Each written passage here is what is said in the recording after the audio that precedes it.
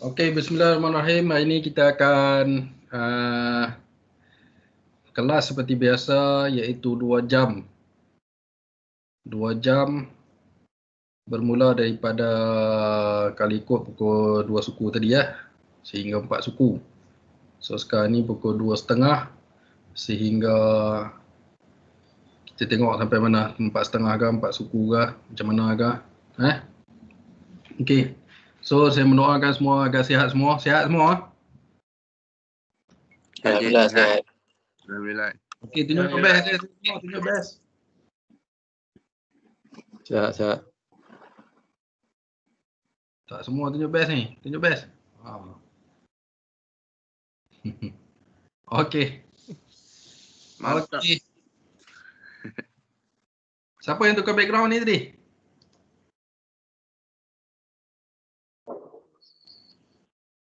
Boleh bagi tahu saya siapa yang tukar background tadi?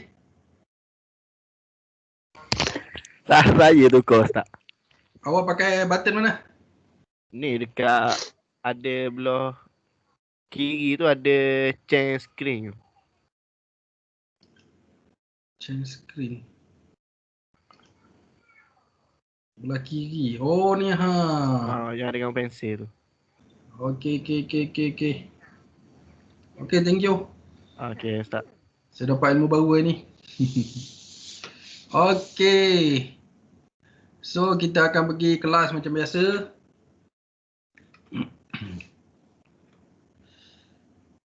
Okey, sebelum tu saya akan masukkan PowerPoint saya.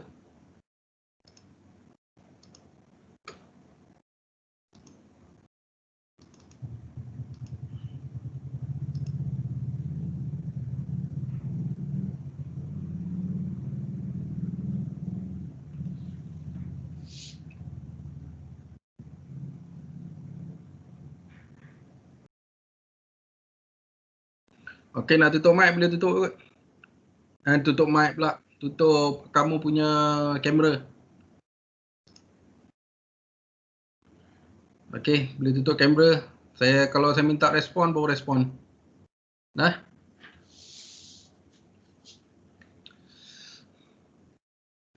Okey, hari ini kita akan belajar dalam kursus NUS 10031 Penghayatan Islam Program DCB. Electric A4 Okey, pengajar itu saya sendiri. So, saya mengharapkan semua sihat belaka Okey. So, ketua kelas, Akmal.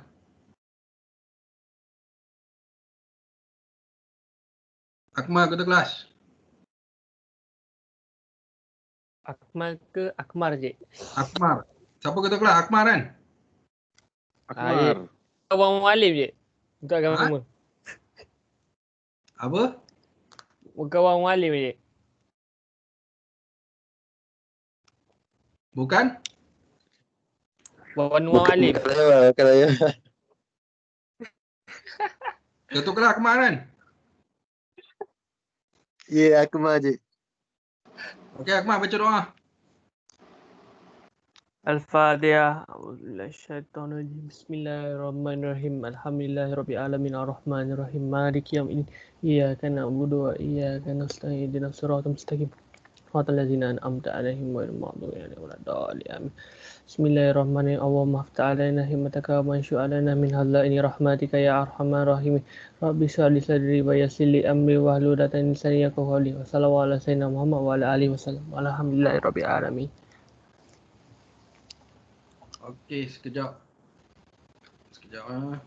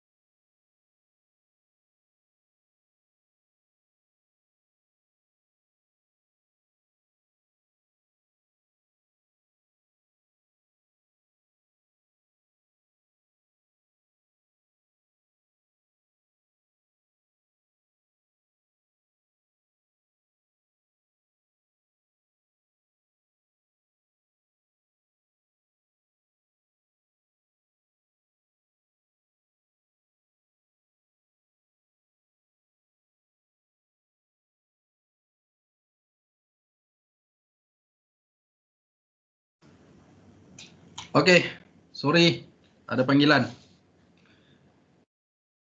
Okey, so kita akan masuk tu dalam perbincangan kita. Okey, ada video yang kamu kena tengok ah. So, tengok betul-betul dan kongsikan dapatan yang korang dapat daripada video tersebut. Boleh semua? InsyaAllah je. Tengok. Okey.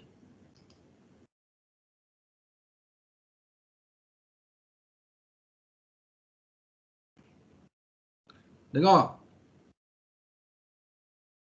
Nampak? Video tak jalan Ustaz. Video tak jalan Sekejap. Video jalan. Ha? Tak ada suara je. Video jalan tak ada suara. Tak ada suara. Sorry tak ada. Oh, dekat saya tak jalan Ustaz. Sekejap. Sama lah. Video tak jalan juga kat saya.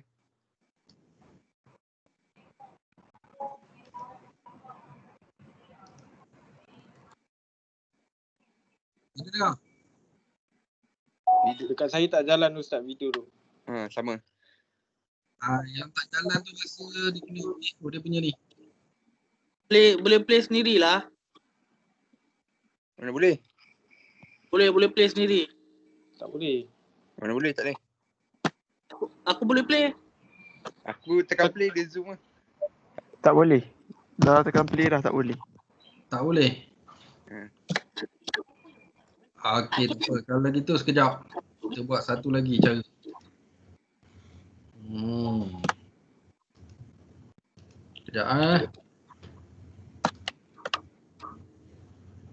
Aurat.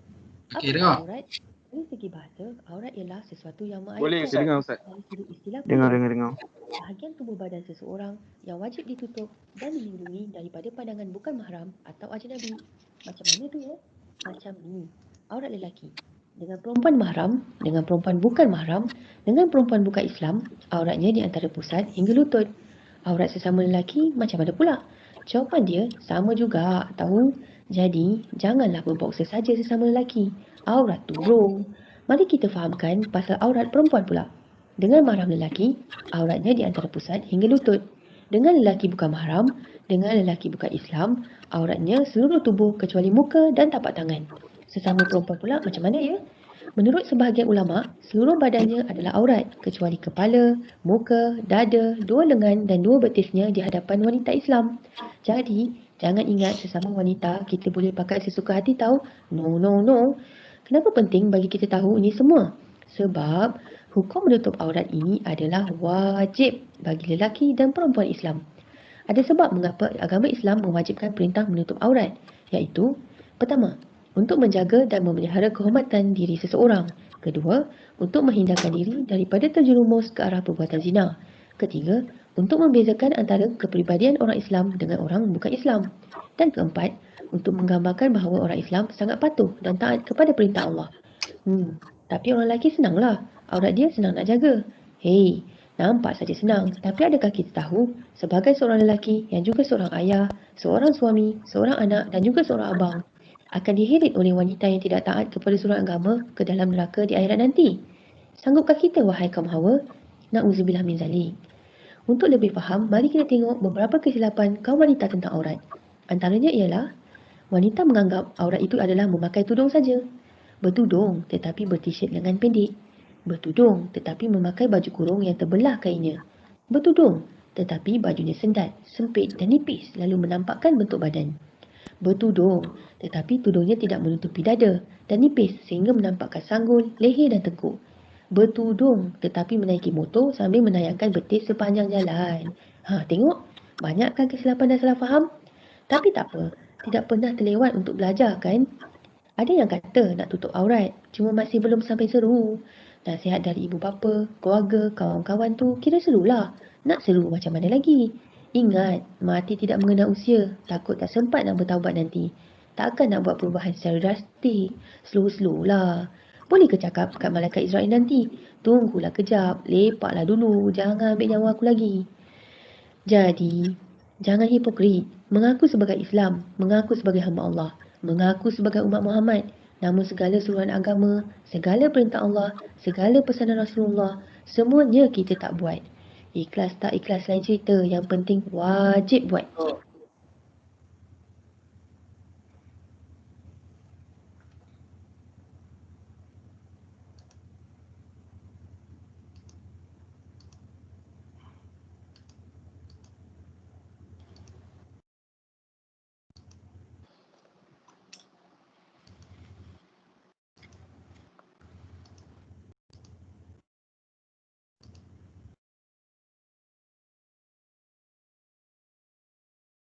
Okey, sekejap. Saya masukkan PowerPoint.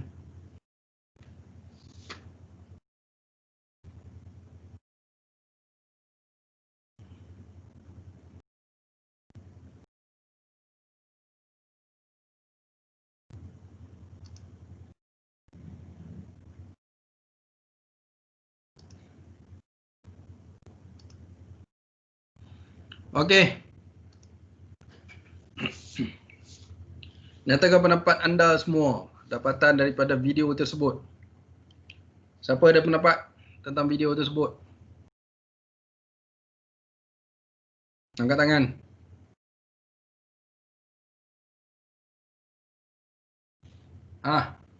Siapa dah ni nak cerita tentang video? Cepat. Pendapat macam mana Ustaz? Apa yang video tu cerita kat kita? Dan Dia apa? cerita siapa tu? Aizat. Okey, Aizat. Siapa dia?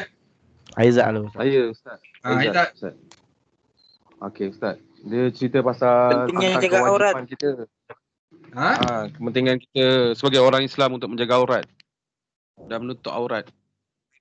Tak kira lah antara perempuan dengan perempuan ke, lelaki dengan lelaki ke, lelaki dengan perempuan ke, yang dengan orang antara orang Islam dengan orang bukan Islam ke Ustaz. Okey, siapa lagi?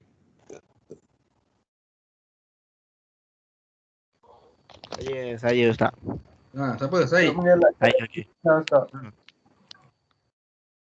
Syed. Ya betul.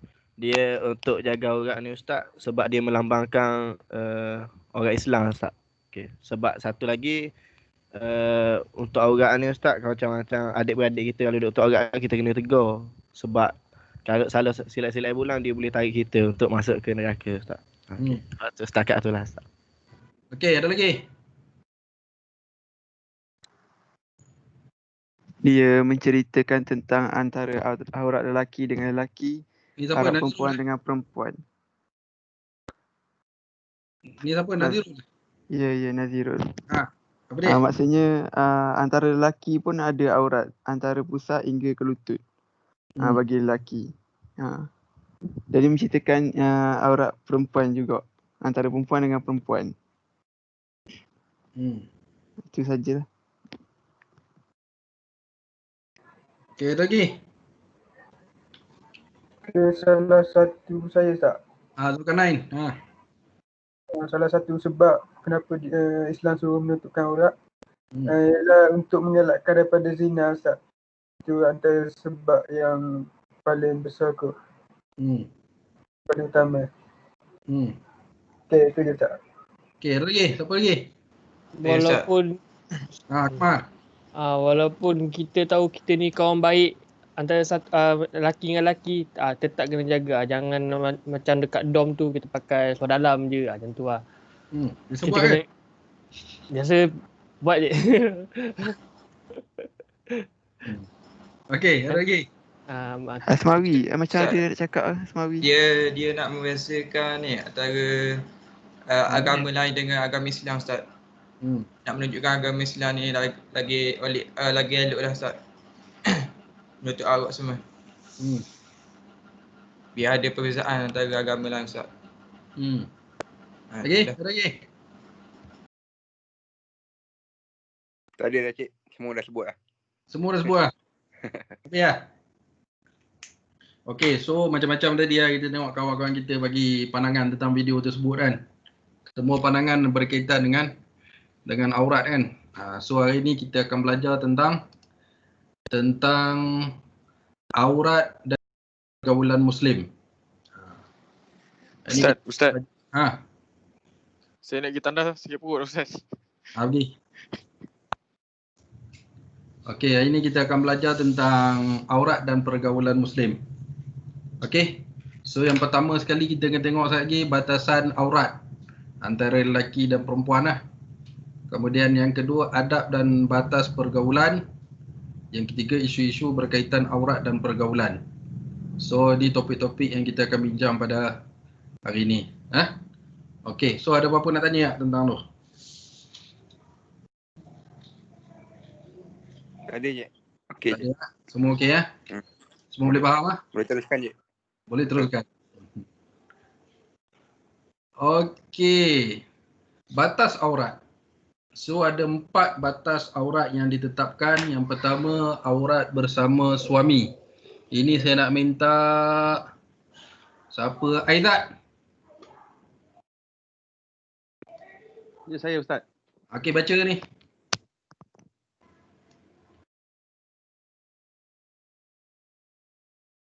Tak ada keluar Ustaz. Aizat. Tak ada keluar Ustaz. Tak keluar? Tak. Tak nampak kat skrin awak? Nampak. Tak nampak. Kita boleh kontrol sendiri tak?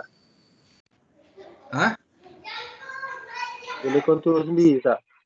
Boleh, tapi jangan kacau. Takut dia terpadam ni. Tak apa, saya cari orang lain pula. Habil.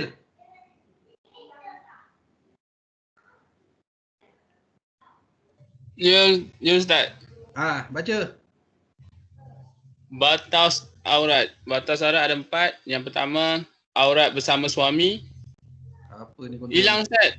Ada orang kontrol ni. Siapa yang kontrol ni?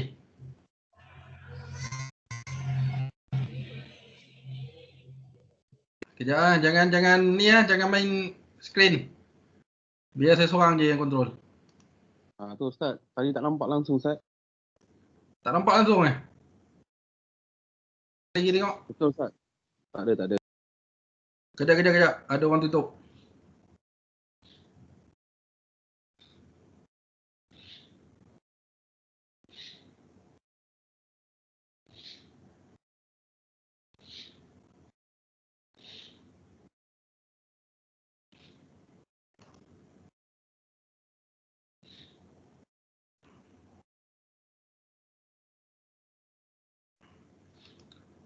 Okey, semua dah boleh nampak?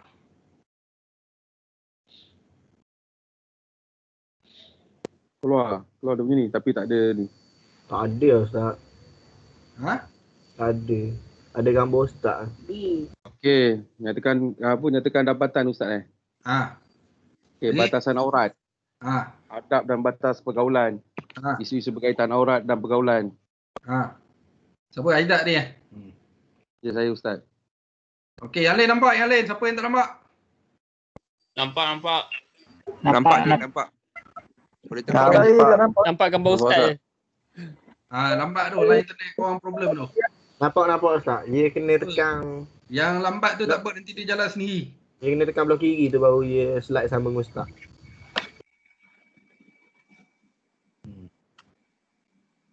Okay, so button-button lain jangan tekan Stop presenting ke apa ke, jangan tekan. Nanti dia akan tutup. Okay.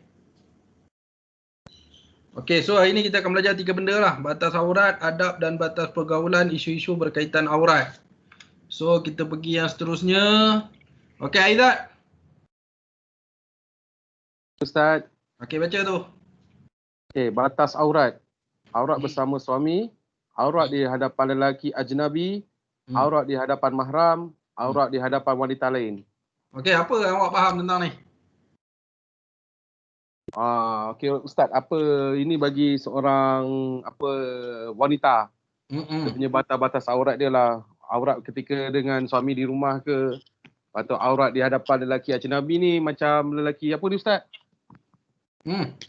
Ajnabi ni macam lelaki luar Ustaz Lelaki luar, bukan mahram. Bukan mahram kan Ustaz kan? Okey.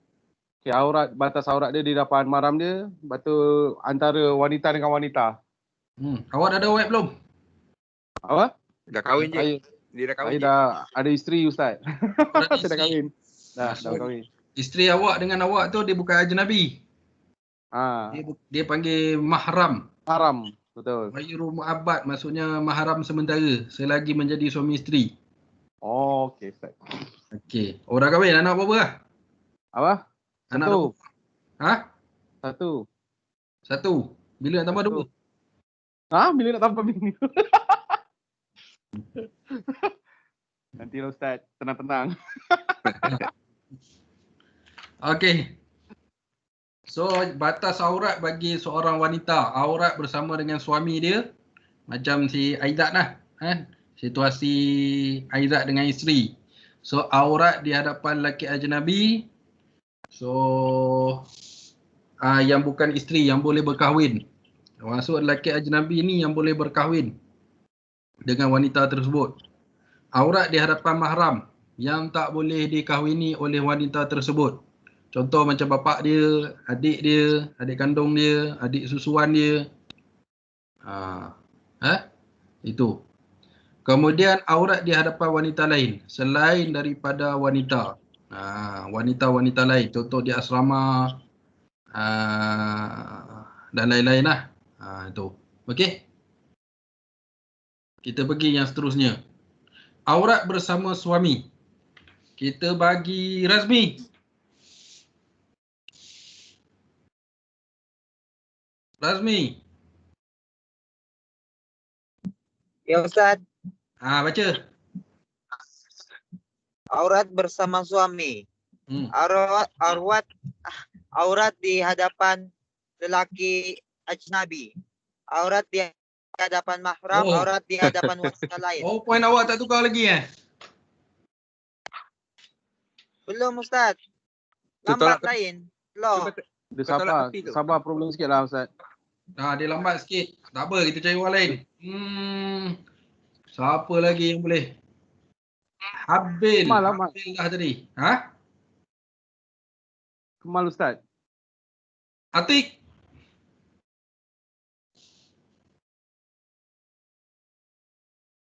Atik. Ya Ustaz. Baca. Aurat bersama suami. Tidak ada aurat antara suami dan isteri. Harus bagi suami melihat ke seluruh badan isterinya, termasuk kemaluannya. Namun melihat kepada kemaluan adalah makruh secara umumnya, termasuklah melihat kepada kemaluan sendiri. Okey, apa yang awak faham? Awak dah kahwin belum? Belum tak? Okey, apa yang awak faham? Ya, saya faham.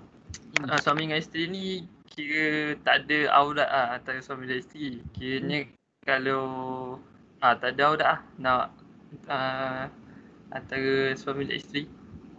Tapi nak melihat kemaluan dia makruh. Secara umum nak kemaluan kedua-dua suami dan isteri tu lah. Dia orang nak tengok. Dah pernah lihat belum? Pernah lihat? Belum. Belum. Belum. Okey. So, aurat bersama dengan suami isteri ni tidak ada aurat bagi lelaki dan juga perempuan yang bergelar suami isteri. Okey? So, semua tubuh badan suami isteri ini adalah diharuskan. Maksudnya boleh dilihat. Termasuklah dengan kemaluannya. Okey, walaupun begitu, melihat kemaluan adalah makruh. Agama kita lah, makruh. Bila masuk makruh ni dia tak haram. Tapi makruh ni maksudnya lebih baik tak payah macam tu. Faham? Okey, dia tak ada pahala. Tak ada dosa, tak ada pahala. Okey. Kemudian dia kata namun melihat kepada kemaluan adalah makruh secara umumnya termasuk melihat kemaluan sendiri. Okey, melihat kemaluan sendiri tanpa sebab makruh. Boleh faham? Kecuali ada sebab-sebab tertentu yang kita nak kena tengok. Contoh macam terkena gigit semut. Kan? So kita nak tahu duduk kat mana kan? So di situ dia haruskan. Sebenarnya banyak hukum yang berkaitan dengan kemaluan ni. Kita pegang tanpa sebab pun dia jadi haram. Kecuali sebab-sebab tertentu. Contohnya kita nak istinja, apa semua. Itu yang dibolehkan. Okey? Boleh faham So, aurat suami isteri ni dia tak ada semua benda kita boleh lihat. Termasuk dengan kemaluannya. Walaupun begitu, melihat kemaluan adalah makruh. Okey. Boleh faham? Okey, kita pergi yang kedua. Kita Alif. Rahimi. Ya, Cik, boleh. Baca. Aurat di hadapan lelaki ajnabi. Lelaki ajnabi bermaksud lelaki-lelaki asing, iaitu yang bukan suaminya dan juga bukan mahramnya. Aurat wanita di hadapan lelaki ajnabi ialah keseluruhan badannya, kecuali muka dan seluar, muka dan dua tangan hingga pergelangannya. Inilah pandangan jumhur ulama dan menjadi amalan kebanyakan wanita Islam hari ini. Namun keharusan dari fitnah, dalam keadaan fitnah, keseluruhan badan wanita adalah aurat dan wajib ditutup tanpa ada sebarang bahagian yang dikecualikan. Okey. So lelaki ajnabi itu apa maksud dia? Rahimi. Lelaki ajnabi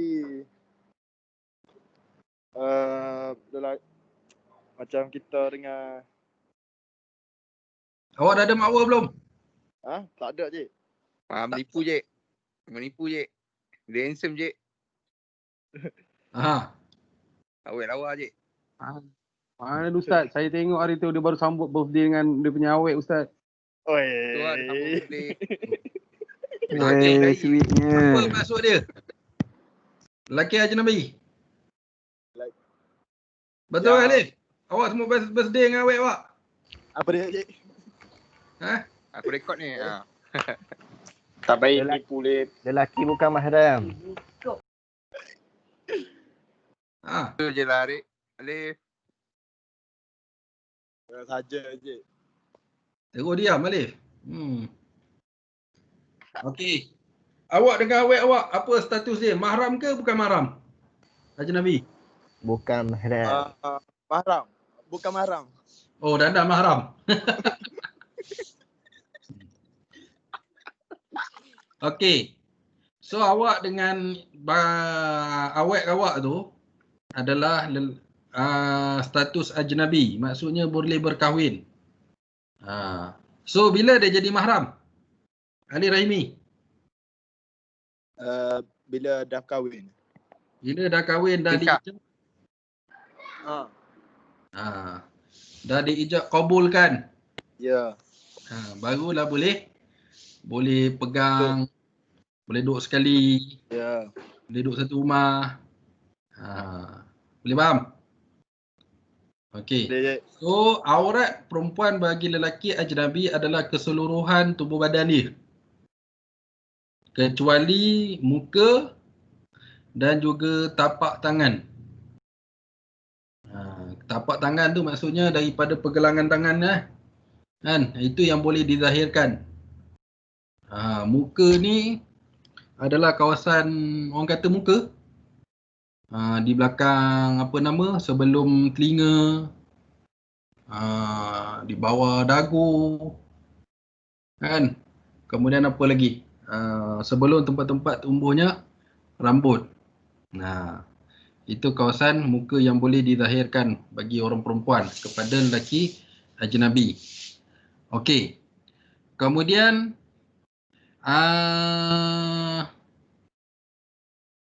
kalaulah walaupun muka dia buka dan juga tapak tangan dia tapi masih menimbulkan fitnah. Contoh, orang tu terlalu cantik. Orang suka tengok dia, orang usik dia, orang kacau dia. So, daripada situ dia boleh menutup keseluruhan tempat-tempat tersebut walaupun pada asalnya dibolehkan dilihat. Dibolehkan ditonjolkan maksudnya. Sebab tu kalau kamu perasan ada orang perempuan, setengah orang perempuan pakai niqab. Niqab ni tahu apa dia niqab? Penutup muka tu Ustaz nampak mata je. Ninja je. Mudah. Nelofa. Macam Nelofa tu. Nelofa je, ninja je. Aizat pakai je. Itu antara bagi wanita yang boleh pakai macam tu. Kalau dia nak pakai juga terpulang kepada dia, walaupun dia tak ada fitnah tapi dia nak pakai juga, itu terpulang kepada dia. Itu. Boleh faham? Okey, kita ambil Asmawi. Ya Ustaz. Okey, apa komen awak dengan Neolofa tutup pakai niqab tu, pakai purdah? Bagi saya mungkin wajah dia cantik kan. Dulu dia tak bertudung. Dia pakai pakaian ketat, sekarang dia dah pakai labu, dia dah pakai benda tu. Jadi dia tak apa ni, macam ni, laki ni kan nafsu. Jadi dia tak bagi, laki ni bila tengok dia tak ada nafsu lah, macam tu. Tak ada nafsu Tak ada nafsu. Kalau kita tengok orang pakai yang seksi kan, laki mesti semua tahu, mesti cakap sedap badan dia kan. Lagi-lagi orang yang belum kahwin. Tu punya ni. Macam tu lah sebenarnya ni. Jadi kalau dia setakat dia tutup tu, kalau tutup pakai pudar tu, apa ni, tak pakai, orang tak ada akan pergi apa-apa. hormat Pakai pun tak ada apa-apa. Maksudnya dia tak ada dosa, tak ada pahala gitu. Tapi bila dia pakai tu bagus lah. Kalau semua orang pakai lagi bagus lah. Macam tu. Awak berkenan ke? Orang pakai. Apa Ustaz? Bukan kau kecewa kau ni. Berkenan tak gitu? Awak berkenan tak gitu? Kalau boleh, saya berkenan yang macam tu lah. Tapi janganlah saya tengok muka Aizat. Sebab Aizat selalu bukan macam tu kan.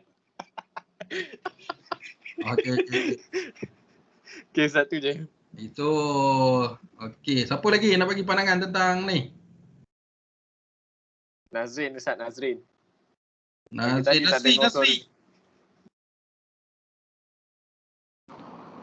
Nazrin yang awet dia pakai macam tu, Ustaz. Nazri mana Nazri? Saya Ustaz. Apa komen awak tentang Nelofa? Tentang Nelofa? Dia pakai niqab.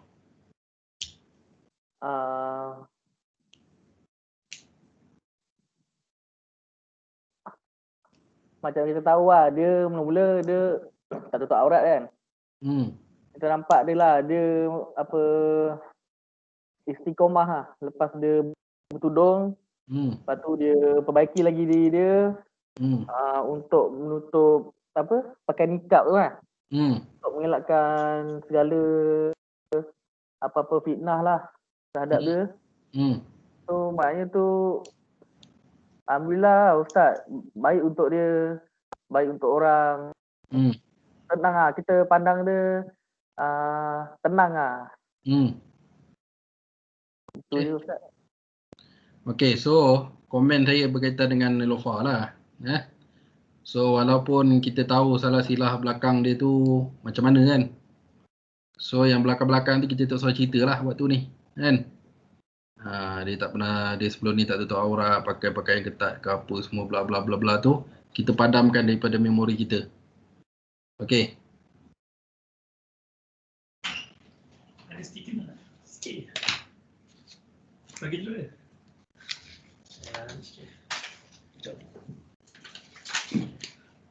DCB. DCB. No. Okay. So kita tak payahlah lagi maksudnya. Maksud saya tu. Kan? Yang berkaitan buang buku lama, ambil buku baru. Buang buku lama, ambil buku baru. Contoh lagi apa-apa gambar-gambar dia kan. Yang kita jumpa ataupun kita simpan ke apa ke yang lama-lama tu kita buang kan. Sebab benda tu menyumbang kepada diri dia. Okay. Kemudian apa lagi? Filem-filem dia yang berkaitan dengan cerita-cerita lama dia tak tutup aurat ke apa semua tu. Kalau boleh kita jangan tengok. Kita elakkan. Sebab sekarang ni kita nak menyumbang dia ke arah kebaikan. Okay. So perubahan dia tu adalah satu yang positif lah untuk diri dia. So kita doakan dia, mudah-mudahan dia berkekalan lah sampai bila-bila dengan keadaan dia tu. Okay. Okay, so kita pergi yang seterusnya. Ada yang faham, ada yang tak faham tak tentang ni? Siapa faham angkat tangan, letak tapak tangan tu.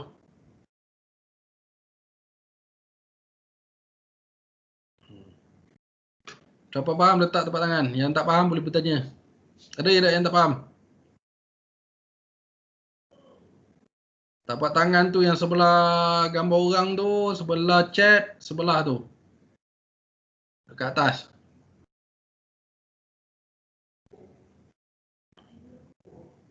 Okey, diam je semua. Okey ke ni? Okey Ustaz, okey. Okey Ustaz. Okey Ustaz, okey. Okey Ustaz. Okey. Okey, ada yang tak faham? Ada yang tak faham boleh tanya sebelum kita masuk tajuk lain. Ustaz, kalau ada orang tu bernikah hanya sekadar menjadi influencer, Ustaz? Influencer tu maksudnya macam mana? Maksudnya hanya macam glamour tarikan. Okey. So, bila kita sebut bernikah ni, kita kena bersedia di segi semua benda lah. Masuk di kita, ilmu kita, peranan kita, semua benda. So bila kita menikah ni kita ijab kabul. Ijab kabul tu maksudnya kita terima perempuan tersebut, perempuan tu terima kita seadanya. Dan juga kita bersedia untuk bertanggungjawab ke atas diri dia. Tapi kalau sekadar kita nak nikah, sekadar glamour apa semua, rugilah kita. Nikah tu sah. Tapi kita rugilah, tak dapat apa-apa. Kelebihan-kelebihan dalam nikah tu. Pahala, dihapuskan dosa, kan? Apa semua tu, hikmah-hikmah dalam nikah tu kan.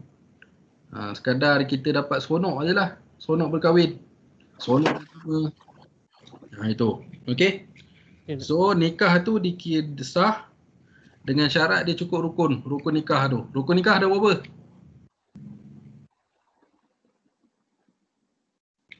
Yang pertama apa? Lelaki. Calon lelaki, calon wanita.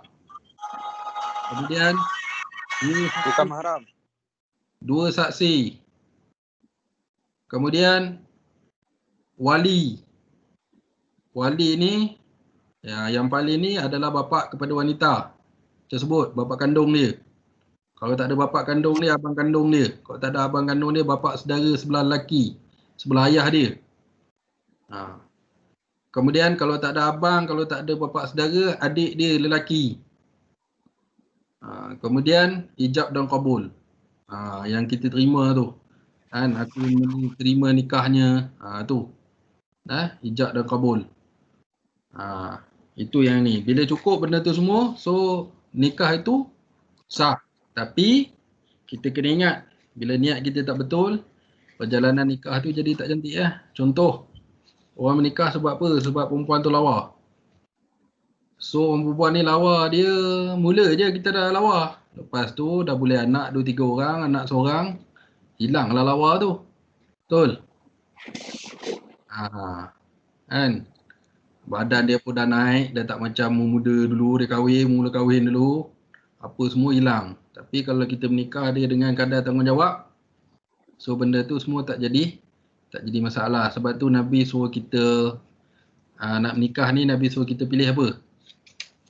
Ada beberapa perkara Nabi suruh kita tengok. Yang pertama, harta dia. Harta, agama. Yang ketiga, agama. Kecantikan dia. Yang keempat, tak silap saya, agama. So kesemua benda tu Nabi suruh kita pilih agama. Sebab agama tu akan dapat semua benda yang Nabi sebut tadi. Okey, faham? Itu. Okey. So nak kahwin tu biarlah kahwin dengan, kalau orang kita sekarang ni orang kata kahwin kerana cinta lah. Kan? Agama, tapi kita nak duduk dengan dia tu kita kena ada perasaan kat dia. Boleh faham? Faham. Okey. Ustaz, nak tanya lagi Ustaz. Kalau perempuan tu sebelum ni macam Nelofa kan, dia kan tak pakai tudung. Lepas tu sekarang dia dah bertaubat kan. Lepas tu kalau orang tengok gambar dia, dia still dapat dosa lagi Ustaz. Mak bapak dia masih tanggung kira dosa dia selagi dia belum kahwin. Dia sebenarnya dosa yang dia buat yang sebelum-sebelum ni, ibu bapak dia, so ibu bapak dia tak ada kaitan. Faham tak? Ibu bapak dia tak ada kaitan dengan syarat supaya ibu bapak dia tak tanpa rela. Maksudnya dia berlakon tu, dia buka-buka sana, buka sini tu, bapak dia dah tegur, mak dia dah tegur, tapi dia masih buat lagi. Maksudnya bukan kerelaan daripada kedua ibu bapak dia. So bapak dia tak ada apa-apa dosa. Bapak dah lepas tanggungjawab dia. Saham dosa yang dia buat tu tak ada. Dosa tetap ditanggung oleh orang yang melakukan. Okey. So gambar-gambar lama dia apa semua tu sebaiknya dia kena delete lah. Kan? Sekiranya dia tak berkemampuan apa semua, so benda yang lama, benda sekarang ni kan media sosial kan. Dia masuk dalam maya apa semua ni bukan senang kita nak delete. Ada lagi yang tersebar lagi lah. Kadang-kadang orang lain yang bubuh gambar dia apa semua. Tapi semua benda tu tanpa kerelaan dia lah. Maksudnya dia tak setuju lah benda tu. Sekiranya kita masih lagi menayangkan benda tu, so dekat dia dah tak ada apa-apa lah. Kan? Okay. So yang dapat tu adalah orang yang share gambar dia. Boleh faham? Kalau contohnya orang tayang filem-filem dia yang lama kan, yang dia buka aurat apa semua. So tanpa kerelaan dia. So yang dapat bukan dia. Yang dapat siapa dia? Orang yang tayang video dia lama-lama tu lah. Orang yang menerbit. Penerbit apa semua. Okey, boleh faham? Boleh. Tapi yang mana yang dimasukkan dengan kuasa dia tu, dia boleh delete semua gambar-gambar dia, video-video dia tu, dia sepatutnya dia kena delete. Sebab dia tak boleh share benda-benda tersebut. Sebab dia boleh mendatangkan dosa pada diri dia. Tapi kalau luar daripada kemampuan dia, maksudnya orang lain yang buat, apa semua, orang lain yang tahu tentang tu, dia kena delete lah semua benda-benda tu. Dan kalau dia masih tak delete, disebabkan apa duit ke apa ke semua, so orang tu yang bertanggungjawab sepenuhnya. Okey? Okey. Ada apa lagi yang tanya?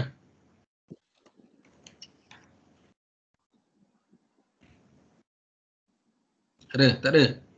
Tak ada je. Tak ada, kita pergi yang seterusnya. Okey, aurat di depan mahram. Siapa nak baca? Bagi Zulkarnain. Ya tak? Zulkarnain, okey baca. Aurat di hadapan mahram. Mahram seorang wanita ialah lelaki yang mahram dikahwininya. Buat selamanya sama ada kerana keturunan, perkahwinan atau susuan. Serta tidak diwajibkan wanita menutup badannya kecuali kawasan antara pusat dan lutut sahaja. Antaranya ni bapa kandung, bapa mentua, bapa susuan, anak kandung, anak tiri, yakni anak suami, anak susuan, saudara lelaki kandung, saudara lelaki susuan. Dan bawah ni tak apa Ustaz. Anak saudara lelaki. Anak saudara lelaki, bapa saudara. Okey. Okey, so Zulkarnain. Yes. Jadi awak faham apa dia mahram ni? Yang awak faham? Mahram ni maksudnya orang yang kita tak boleh berkahwin. Seperti berkahwin. Contohnya awak dengan? Contohnya awak dengan ibu kita ke kakak kandung. So itu yang kita tak boleh berkahwin. Itu yang dipanggilkan mahram. Mahram ni maksudnya ada ikatan darah daging dengan kita. Boleh faham? Faham. Okey, kalau tengok senarai yang saya bagi dekat sini, yang pertama sekali bapak kandung lah. So bapak tak boleh kahwin dengan anak dia. Okey. Bapak mentua dengan menantu. Bila ijab kabul saja perkahwinan tu sah, maka aurat menantu dengan bapa mertua dia seperti bapa kandung sendiri. Okey. So menantu perempuan boleh buka lah, maksudnya aurat dia, rambut dia, apa kan, di hadapan bapa mertua dia. Kecuali abang-abang ipar dia. Abang-abang ipar dia tak boleh buka aurat. Kalau lah dalam rumah bapa mertua dia ada abang-abang ipar dia, dia kena tutup sempurna seperti mana lelaki ajnabi. Boleh faham? Okey, bapa susuan. Apa maksud bapa susuan? Bapa susuan ni adalah suami kepada ibu susuan dia. Ibu susuan yang ambil anak angkat ataupun budak baby yang berumur bawah 2 tahun yang menyusukan kepada isteri dia sebanyak 6 kali kenyang. Apa maksud 6 kali kenyang tu? Maksudnya anak tu dia menyusukan baby tu menyusukan isteri dia sampailah dia sendawa. Baby tu sendawa. Tu. Jadi 6 kali baby tu menyusukan isteri dia sebanyak 6 kali kenyang. Bukti dia kalau baby ni sendawa lah, tanda kenyang dia. Kan? Dikira sebagai ibu susuan dan juga bapa susuan. So, disebabkan ibu tadi ni, isteri dia menyusukan diri, tadi bapa tu juga, suami dia dijadikan sebagai bapa susuan. Maksudnya, suami dia tak boleh berkahwin dengan anak susuan dia. Boleh faham? Sebab tu kalau orang yang tak ada anak ni, dia ambil anak angkat, kalau boleh cantiknya ambil anak bawah 2 tahun. Kemudian, minta isteri dia susukan anak tu sebanyak 6 kali kenyang. So, aurat anak tu dengan suami dia adalah sama seperti mana anak kandung. Dan suami dia tak boleh berkahwin dengan anak tersebut. Boleh faham? Tu. Okey, kemudian anak kandung. Anak dia sendiri. Itu dipanggil mahram, tak boleh berkahwin. Anak tiri, yakni anak suami. Itu pun tak boleh. Anak tiri dia ni mak lain. Mak asal dia meninggal ataupun bercerai, kahwin pula dengan perempuan ni. So anak kepada suami tersebut adalah mahram bagi perempuan tersebut kepada ibu dia, kepada ibu tiri dia. Termasuk juga anak kepada isteri dia, anak tiri kepada isteri dia. Itu pun tak boleh berkahwin dengan bapa tiri. Okey. Anak susuan, tadi saya cerita, saudara lelaki kandung pun tak boleh berkahwin, saudara lelaki susuan pun tak boleh berkahwin, maksudnya anak-anak kepada perempuan yang menyusukan dia tadi.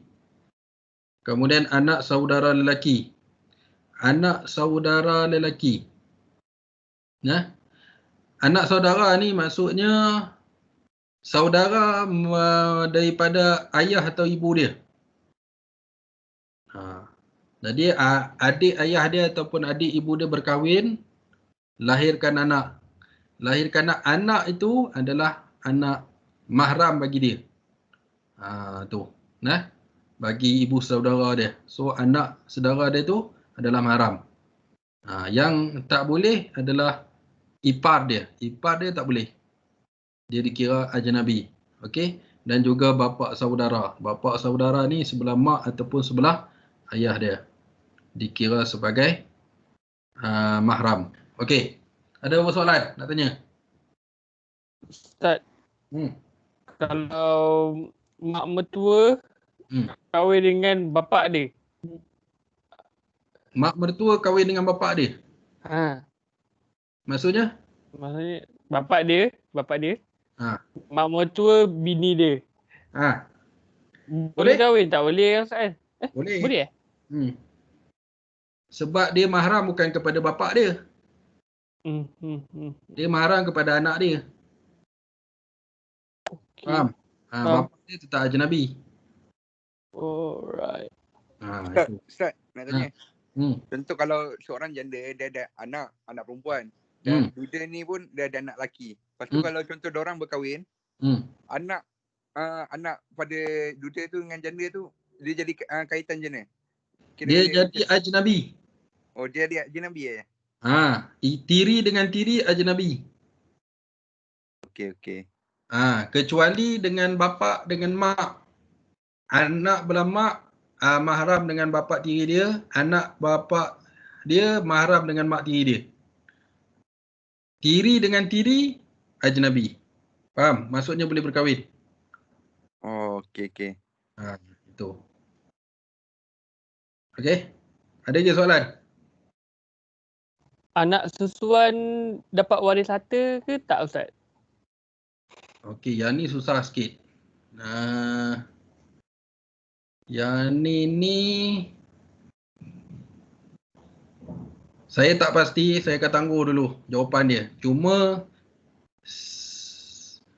saya rasa dapat mewarisi harta apabila anak yang betul dia tak ada. Memang dia tak ada anak betul, dia cuma ada anak sesuan je kira. Cuma saya rasa setakat ni lah, saya rasa warisi. Cuma saya tak berapa pasti, benda tu kita akan bawa pada minggu hadapan. Ada orang kata kena dalam keadaan hadiah kan?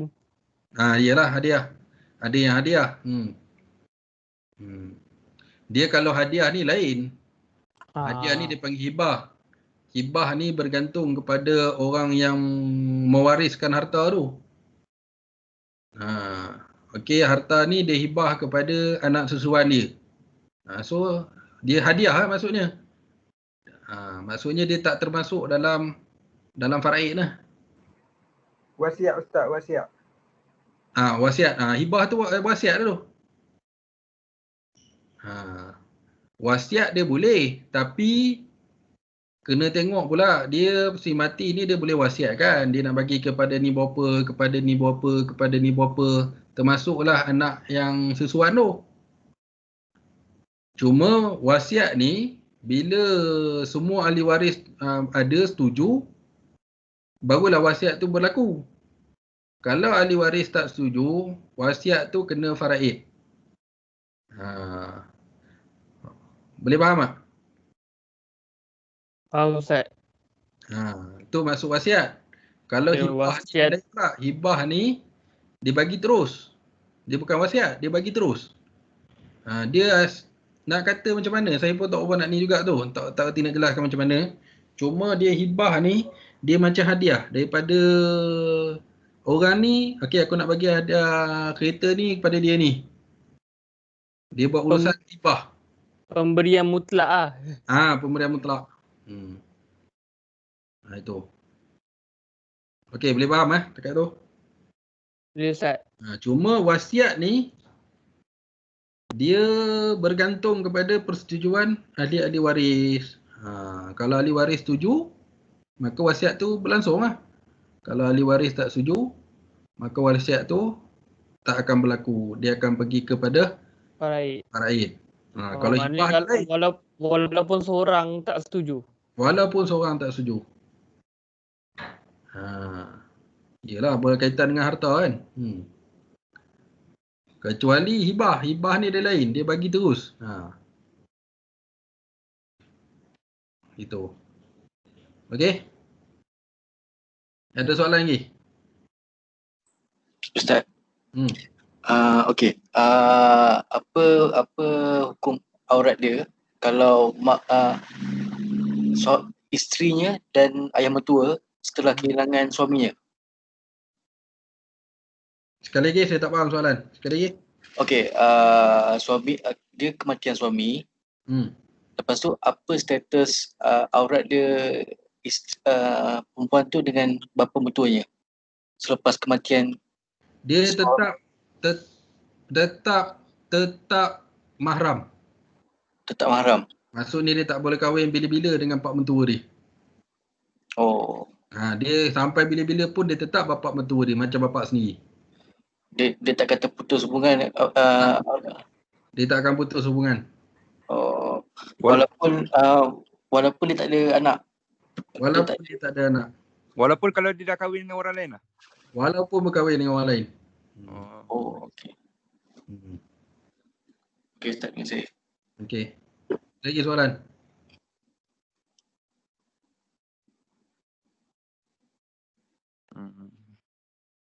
Ada? Tak ada. Asmawi nak tanya tak Asmawi? Asmawi Okey, sementara tu kita tengok dulu. Tidak diwajibkan wanita menutup badannya kecuali kawasan antara pusat dan lutut sahaja. Ini bagi wanita kepada yang mahram. Okey.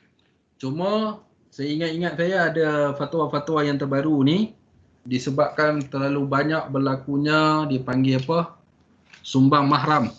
Sumbang mahram ni maksudnya berkesedukan lelaki dan perempuan yang mahram yang boleh berkahwin.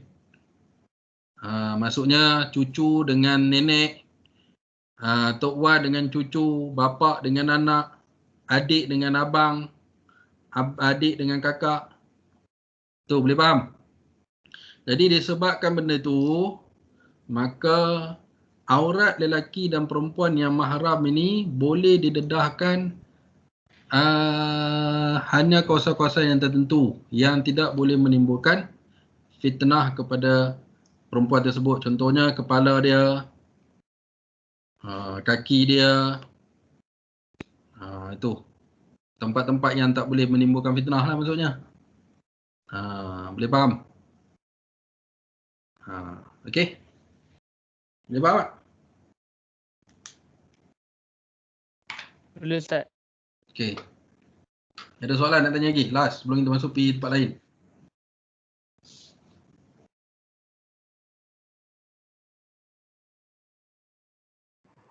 Tak ada Ustaz, tak ada. Okey, kalau tak ada kita pergi seterusnya. Aurat di hadapan wanita yang muslimah. Ni kita tunjuk sekejap lagi. Yang tadi saya cerita tu kan. Antara aurat, antara mahram tu. Okey. So Asmawi.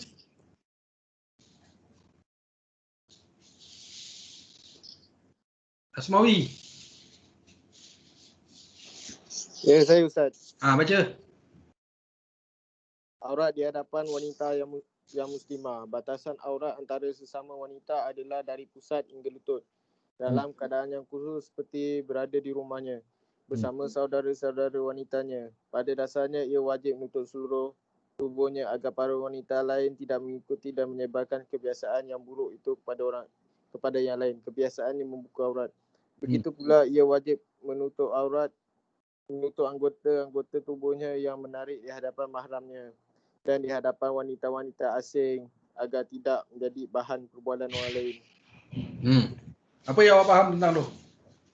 Maksudnya, tak kisahlah saudara ke apa ke, dia tetap kena tutup aurat sebab tak nak menimbulkan fitnah ataupun mulut-mulut orang luar. Okey.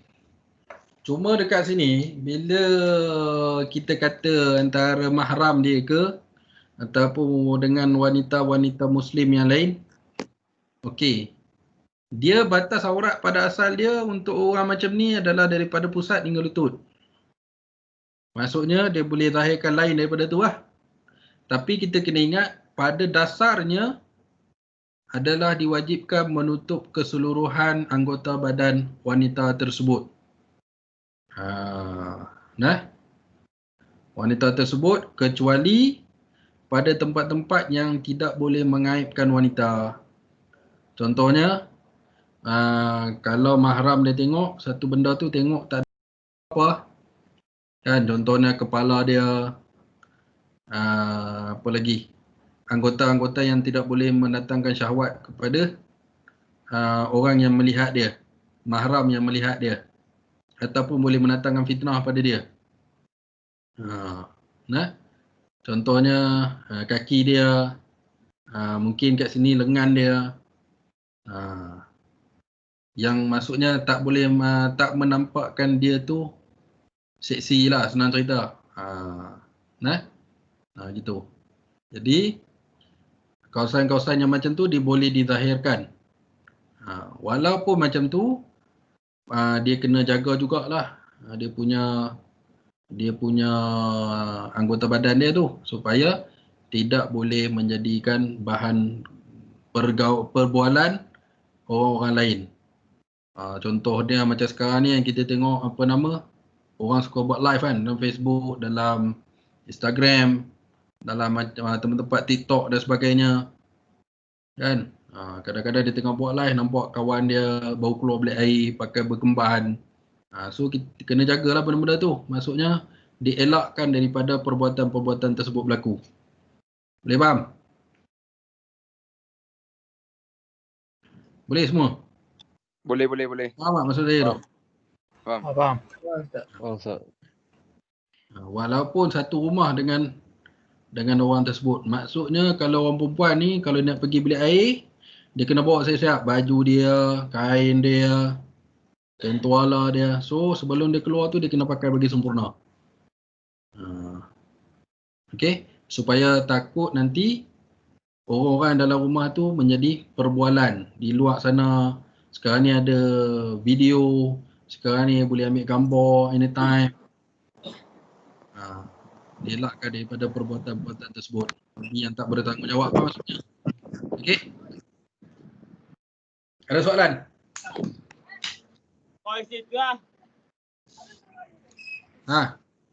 Ada soalan ni? Tak ada ya? Tak ada. Tak ada.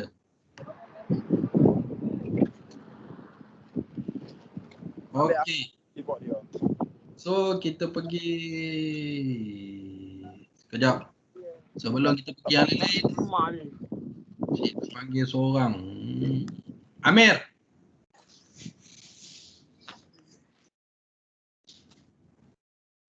Ya Ustaz.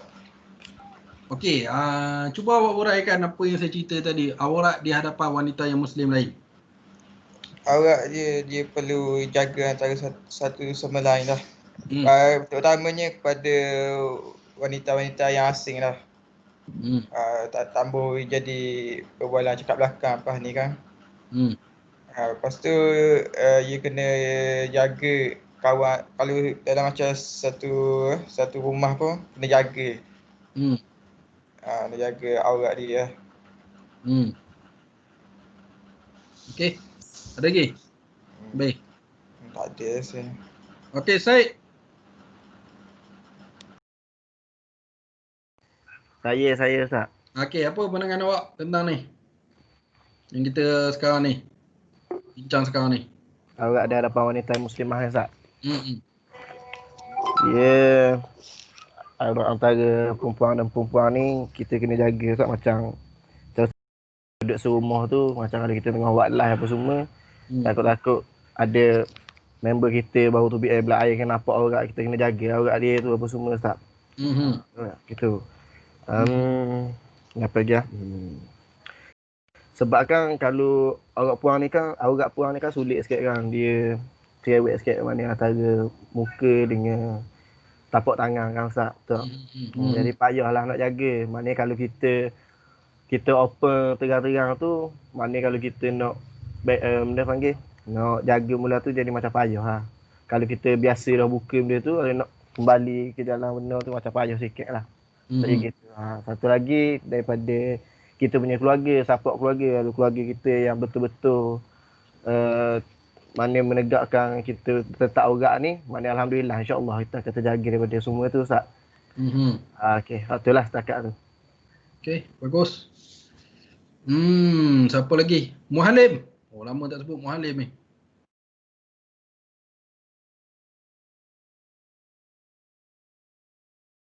Ada Ustaz. Okey, kita luar sikit daripada kita bincang sekarang ni. Muhalim. Hello Muhalim. Hello.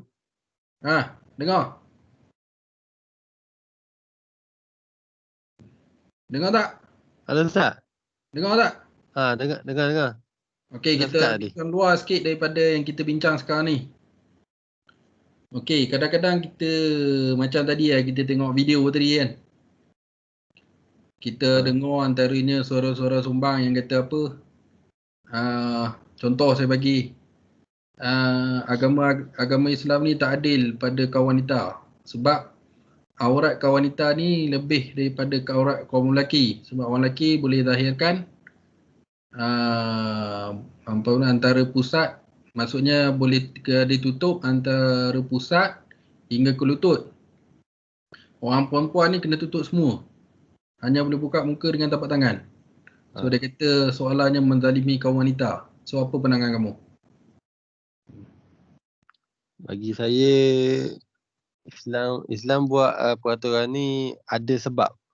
Kadang-kadang setengah orang dia akan bagi tahu benda ni tidak adil lah. Tapi bagi saya walaupun kita tengok aurat lelaki ni simple je, walaupun hanya pusat hingga lutut, tapi kadang-kadang faktor pekerjaan dia. Macam orang lelaki dia kena cari nafkah apa semua, dia kena bekerja. Jadi andai kata orang lelaki pun kena tutup aurat, jadi Untuk pergerakan harian dia terhad. Okey, satu lagi berkenaan dengan dosa dan pahala pun, walaupun aurat lelaki antara lutut hingga pusat, tetapi sebagai lelaki ni dia kena tanggung. Orang lelaki ni kan dia ketua.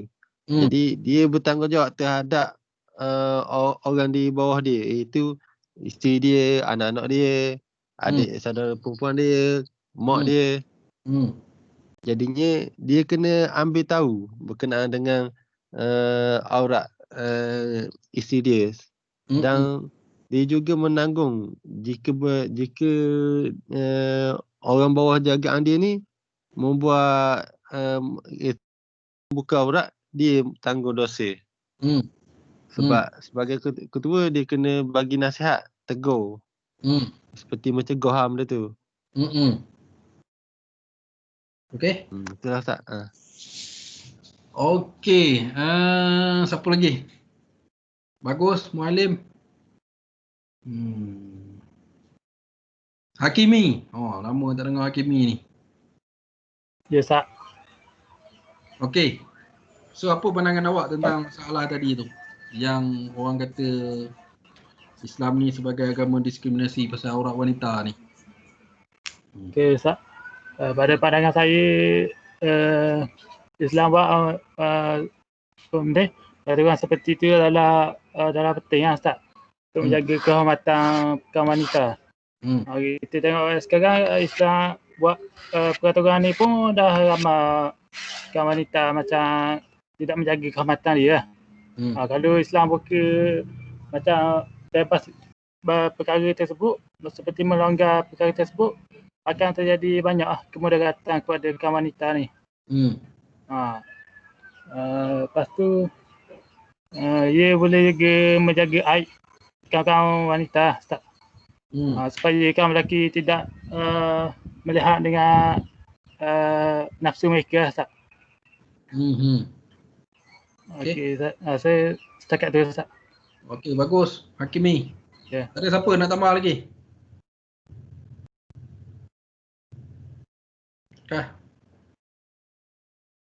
Seorang lagi nak tambah?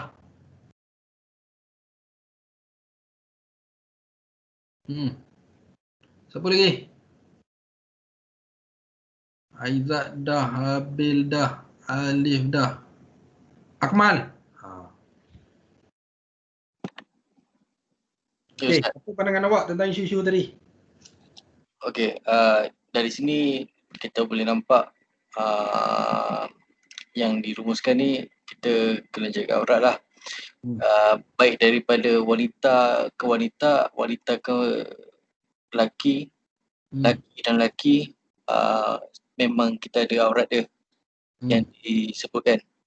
Lepas tu yang paling penting, yang paling pentingnya kalau kita tak tahu ataupun kita baru tahu ataupun kita, saya rasa untuk sampai seru tu saya rasa tak patut sebenarnya. Sebenarnya ini adalah yang perlu wajib orang Islam perlu tahu untuk aurat. So mana yang perlu tahu tu, mana yang baru tahu tu kita kena buatlah. Itu je, Ustaz.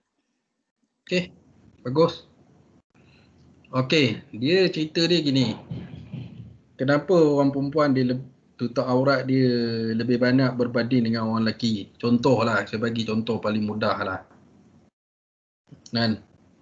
Orang perempuan kalau Tuhan bagi antara pusat hingga lutut, agak-agak lah kalau orang perempuan ni dia jalan dekat depan rumah kita lah. Kan? Kita tengah basuh kereta. Dia pakai, dia tutup hanya aurat dia pusat hingga lutut je. Agak-agak orang lelaki pandang tak? Pandang tak? Kenapa orang lelaki pandang? Sebab kata Alif, payung tu dia kata. Payung. Penarikan, attraction. Penarikan. Kan, sebab iyalah masing-masing ada nafsu kan. Jadi kalau orang perempuan dia aurat dia macam orang lelaki, kan, bukan kata manusia je pandang. Lembu tepi jalan pun boleh pandang tengok. Kan? Sebab tubuh wanita ni adalah penarikan. Sebab itu patah orang Melayu kata apa, perempuan ni ibarat seperti bunga. Bunga ni cantik lah maksudnya. Indah. Kan? Sebab tu Islam dia letakkan aurat perempuan ni hanya boleh dizahirkan muka dengan tapak tangan. Kerana sebab tubuh badan pun sikit, semua benda memberi impak kepada orang lelaki yang melihatnya ataupun orang yang melihat. Dia mendatangkan nafsu, mendatangkan keseronokan, mendatangkan fitnah, apa semua. Sebab tu kalau dekat dunia sekarang ni, ke mana-mana pun kita dengar perempuan dirogol. Ada korang pernah dengar lelaki dirogol? Kurang. Kalau ada pun kes terpencil lah. Tapi kalau perempuan dirogol banyak. Kenapa perempuan dirogol? Kerana perempuan ni sebab nafsu. Sebab pakaian, sebab nafsu, sebab itulah. Pergaulan dia. Pergaulan bebas. Sebab itu Islam meletakkan perempuan mesti kena tutup bahagian-bahagian tertentu, bahagian-bahagian tersebut sebab nak mengelakkan daripada berlakunya benda-benda tersebut. So kita tak boleh lah nak kata benda ni sebagai diskriminasi. Kan? Dan satu lagi, kita orang Islam ni kena apa-apa yang ni agama kita kena taat. Tak boleh sikit pun kita mempertikaikan. Sebab tu Tuhan sebut sami'na wa ata'na, dengar dan taat. Ati'ullah wa ati'ur rasul. Taatlah kamu kepada Allah. Bila kata taat kepada Allah dan Rasul, maksudnya kita taat semua perintah yang Allah Ta'ala suruh kepada kita tu, termasuk menutup aurat. Kita tak boleh petikai, diskriminasi lah, apalah, tak boleh. Dan semua peraturan yang Tuhan tetapkan kepada kita, agama kita tetapkan, ada hikmah dia. Salah satunya seperti yang saya cerita tadi lah, nak elakkan daripada fitnah, nak elakkan daripada berlakunya masalah-masalah sosial. Itu. Boleh faham? Okey, ada soalan nak tanya?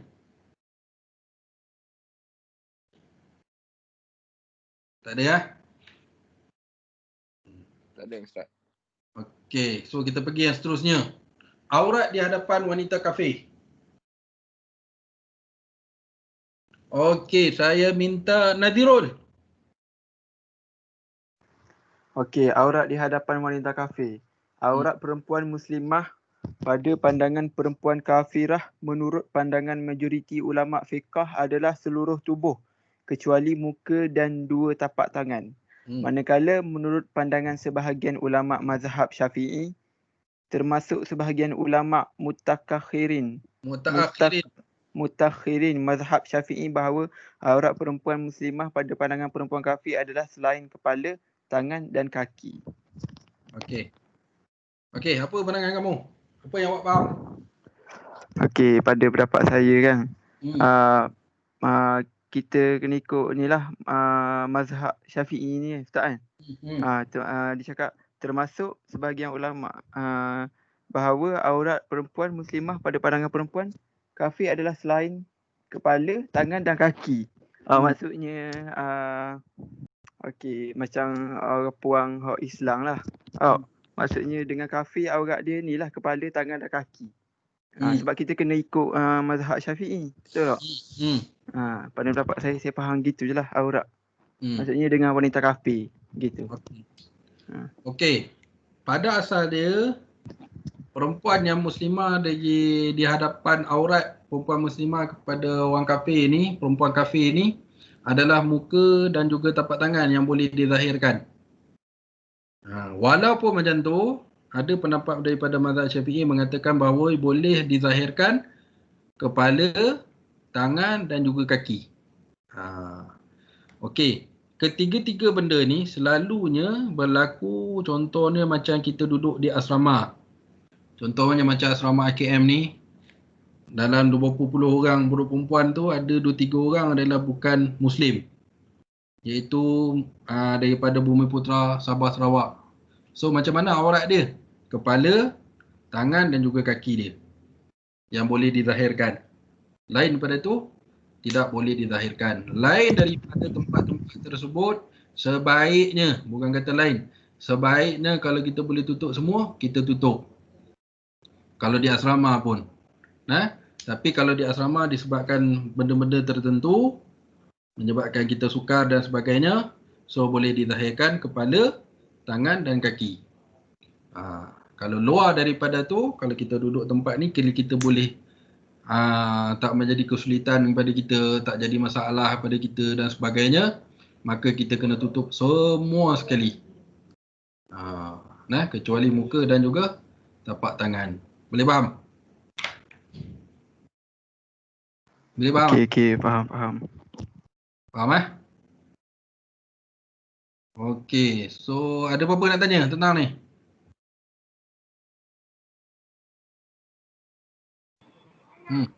Tak ada, Ustaz. Tak ada? Saya setakat ni tak ada. Orang lain tak tahu lah. Orang lain ada apa-apa nak tanya ke? Tak ada, Ustaz. Tak ada Okey. Amir Syahiran.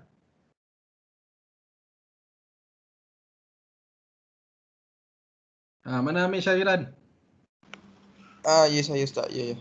Okey. Apa yang awak faham daripada saya cerita tadi, aurat di hadapan wanita kafir? Dia ada dua ulama yang inilah berbeza Ustaz, berbeza pandangan Ustaz. Kalau macam tu, dia kalau ulama fiqh tu dia seluruh tubuh Ustaz, kecuali muka dan dua tapak tangan je kalau di hadapan wanita kafir lah. Kalau macam mazhab Syafi'i ni macam selain kepala, tangan dan kaki lah Ustaz. Maksudnya lain daripada tu kena tutup lah. Kena tutup lah. Dia ada hadapan wanita kafir tu. So kita ambil kedua-duanya lah, kita raih. Ambil kedua-duanya. So cantiknya sekiranya benda tu tak mendatangkan kesulitan kepada kita, tak maksudnya bukan menyusahkan. Dia buat bercerita kita buat benda-benda ibadat ni. Jangan kita kata dia menyusahkan kita. Tak boleh. So macam mana? Dia macam mana kita nak kata lain daripada menyusahkan? Maksudnya sekiranya tak ada keperluan tu, sebaiknya kita tutup semua. Kecuali muka dan tapak tangan. Tapi kalau ada keperluan-keperluan yang memang kita tak boleh nak elakkan, so kita boleh zahirkan kepala, tangan dan kaki. Itu. Contoh tadi macam saya kata di asrama lah. Kan? Di asrama. Dia duduk satu bilik. So macam mana tu? Kan? Dia nak tukar pakaian, dia nak ini apa semua. So sekiranya dia boleh selesaikan masalah tu, sebaiknya hanya muka dan tapak tangan. Tapi kalau dia tak boleh nak ni, dia ada masalah dan sebagainya, so dia boleh zahirkan kepala, tangan dan juga kaki. Boleh faham maksud saya? Okay. So siapa yang faham angkat tangan. Okay, tengok siapa yang faham angkat tangan. Lagi. Tapak tangan tu yang ada dekat atas tu, tekan tapak tangan tu. Baru 2 orang je angkat tangan.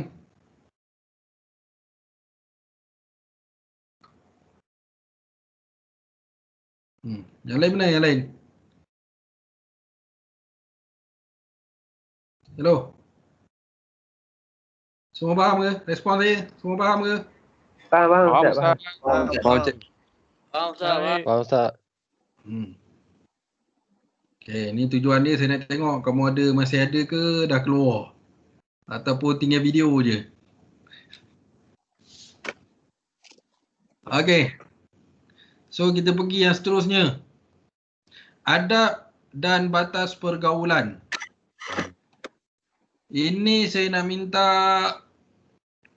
Ahmed dah tadi. Habil. Ya Ustaz. Habil, baca. Adab dan batas pergaulan. Adab yang diperlu dijaga oleh lelaki dan perempuan. Pertama, ucapan yang makruh, baik dan sopan. Makruh. Baik dan sopan. Menundukkan pandangan. Yang ketiga, mengelakkan daripada berhimpit dan bersesak-sesak. 4, tidak berhalwat berdua-duaan. Okey. Yang kedua, bentuk pergaulan yang diharuskan. Pertama, harus kerana terpaksa. Diharurah. Darurah. Yang kedua, harus kerana keperluan. Bukan diharurah, darurah. Darurah. Okey. Okay, Ustaz. So Habil. Adab yang perlu dijaga oleh lelaki dan perempuan yang ajnabi. Ni maksudnya yang ajnabi ni. Ya. Okey. Apa yang awak faham tentang 4 benda tu? Yang pertama ni ada ucapan yang baik tu dan sopan tu memang kita kena buat perlu beradab antara lelaki dan perempuan. Yang kedua ni menundukkan pandangan. Dia macam rendah diri lah kepada pandangan masing-masing. Mengelakkan daripada berhimpit dan bersesak-sesak ni yang saya faham kalau boleh elak daripada himpit tu. Himpit dan bersesak-sesak ni maksud dia ni kot, rapat-rapat kot. Kan Ustaz kan? Yang keempat tu tidak boleh berhalwat. Tu Ustaz. Halwat lah. Jangan berhalwat. Jangan membuat bukan-bukan ke. Maksiat ke. Okey. Tu yang pertama, yang bentuk pergaulan yang diharuskan. Harus kerana terpaksa. Darurah apa Ustaz? Okey. Awak yang tu nanti dulu. Okey. Okey Ustaz. Okey. Allah. Okey, adab yang perlu dijaga oleh lelaki dan perempuan. Punya motor. Okey, adab dan batas pergaulan. Yang pertama, adab yang perlu dijaga oleh lelaki dan perempuan. Okey, ini fokus kepada terutamanya yang ajnabi lah. Maksudnya lelaki dan perempuan tu boleh berkahwin. So yang pertama sekali kena jaga ucapan dia, percakapan dia yang makruf, baik dan sopan. Maksudnya yang tidak boleh menimbulkan syahwat, yang tidak boleh menimbulkan keseronokan. Selain daripada tu, contohnya kita cakap kasar lah. Kan?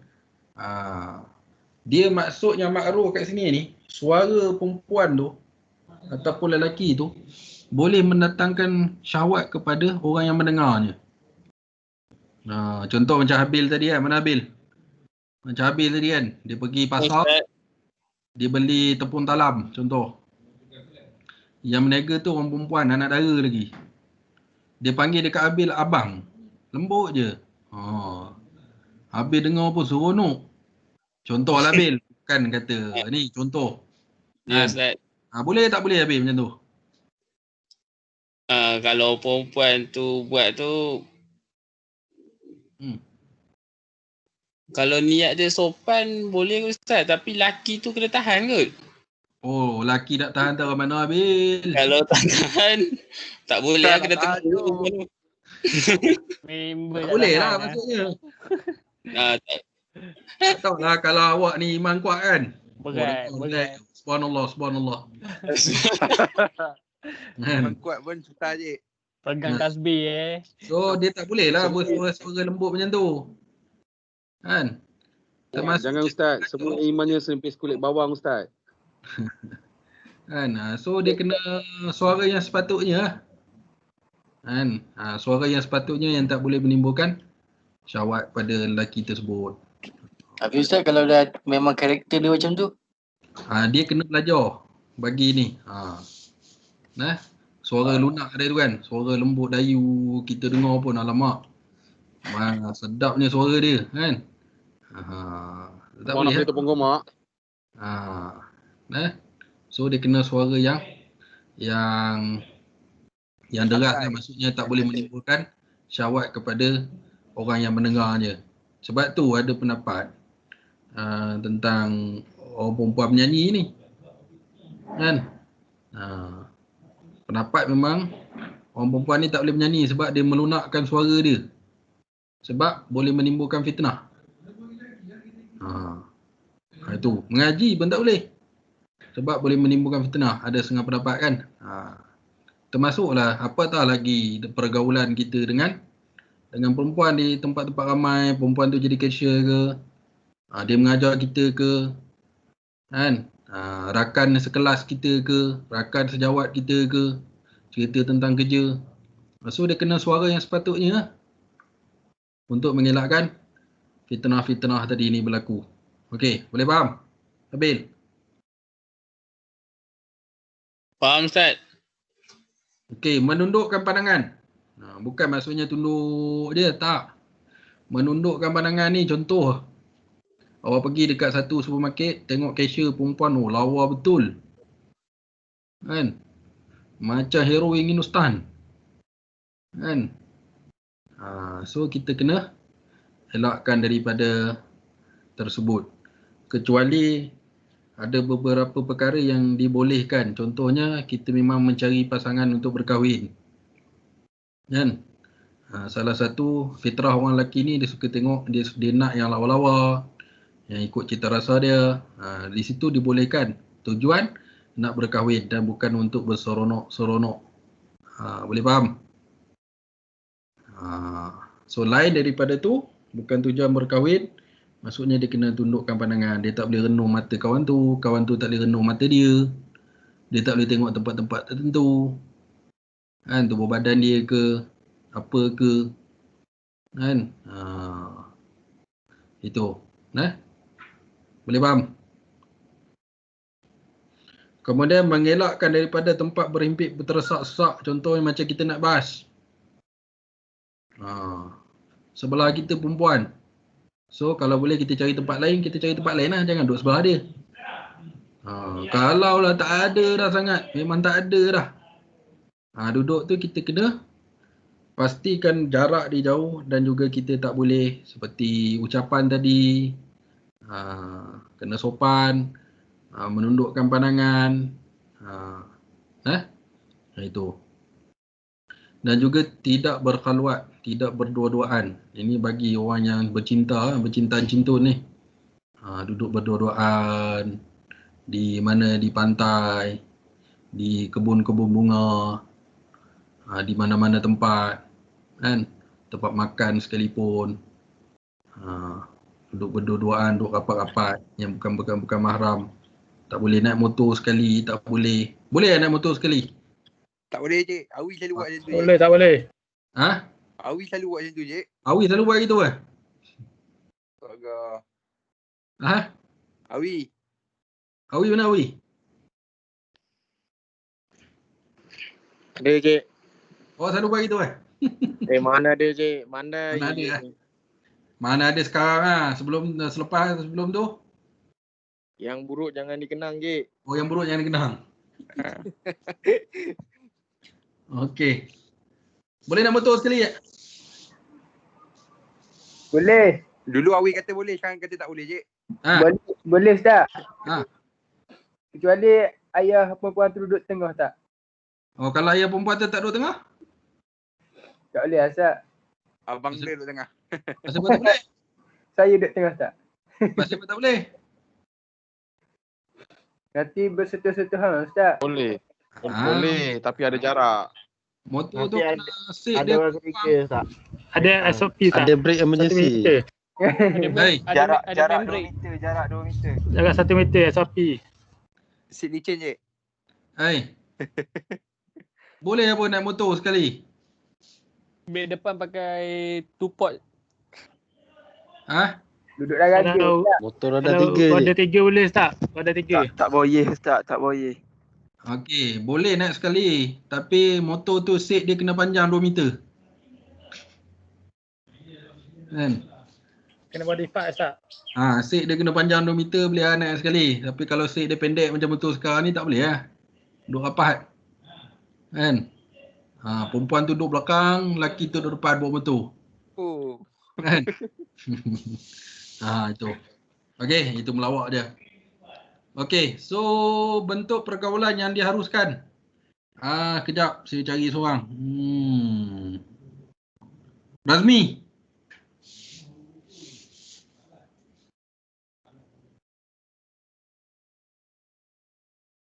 Razmi, mana Razmi?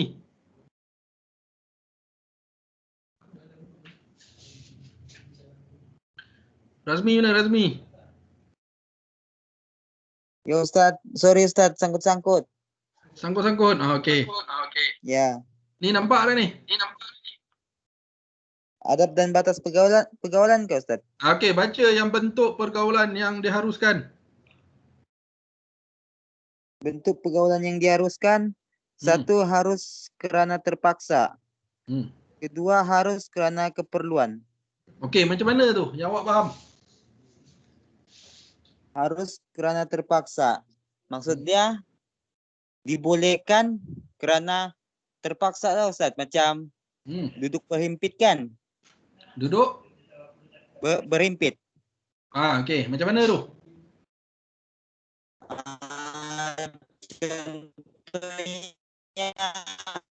Macam kereta di situ hanya satu siap, macam bus mini gitu. Hanya satu siap pada waktu malam berjalan. Jadi paksa tak terpaksa kena berhimpit jugalah sama orang lain. Sebab hanya kenderaan satu siap pada masa itu. Okey, harus kerana keperluan Pak. Ajak apa? Harus kerana keperluan.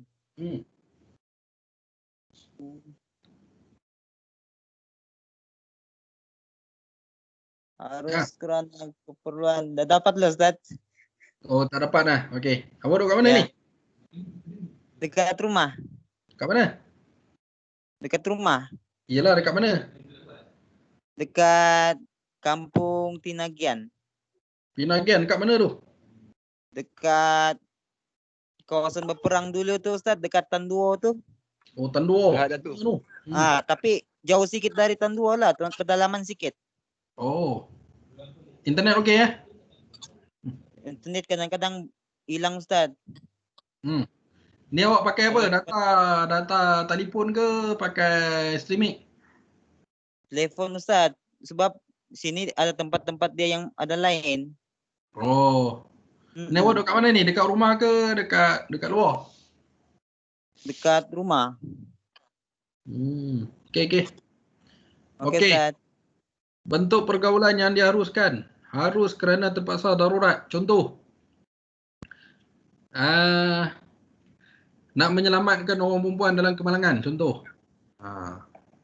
So kita nampak ada kemalangan. So kita antara yang menyelamat lah. Kat situ tak ada orang lelaki, tak ada langsung orang perempuan. So kita boleh selamatkan orang perempuan tu, boleh ambil dia buat keluar daripada kenderaan tersebut. Itu dibolehkan. Okey? Ataupun kita menyelamatkan orang dalam kebakaran. Macam bomba kan, selamatkan orang perempuan dalam kebakaran, buat keluar daripada rumah. Dukung dan sebagainya, pensan ke apa ke. Tu dibolehkan. Maksudnya dalam keadaan darurat. Darurat ni maksudnya dalam keadaan cemas. Memang tak boleh nak dielakkan. Dah tak ada benda lain, orang perempuan apa semua dah tak ada dah. So kita aja yang boleh ni. Hanya orang lelaki saja yang ada yang boleh membantu dia. Boleh faham? Okey. Ataupun orang perempuan tadi macam tadi kawan kita bagi contoh tadi. Contohnya malam dia balik kerja lewat pukul 11 malam. So kenderaan dah tak ada, hanya ada teksi dengan pemandu teksi je. Kalau dia tak balik mendatangkan bahaya pada dia. Kan? Dah tak ada orang nak boleh ambil. So dia boleh naik dengan pemandu Grab ataupun teksi tersebut. Okey. Itu dipanggil dalam keadaan darurat. Kemudian harus kerana keperluan hajat. Harus ni contoh macam kita belajar. Cikgu kita perempuan. dia mengajar kita. Hak tu dia haruskan. Tapi dengan syarat seperti mana yang dinyatakan 4 kat atas tu lah. Ucapan yang makruf, sopan, menundukkan pandangan, mengelak daripada terhimpit-himpit, mengelakkan daripada berdua-duaan.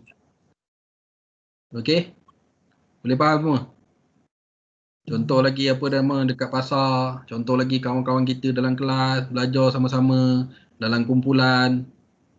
Kan? Dengan rakan perempuan kita, tapi kita kena jagalah semua pergaulan kita. Hanya diharuskan saja yang kita boleh. Tempat kerja, bos kita perempuan, kan? So dia bolehkan. Okey, dan tempat-tempat lain. Okey, ada apa-apa yang tanya? Kas, ada apa nak tanya? Tak ada Ustaz. Tak ada. Tak ada. Tak ada. Sumpah apa ni?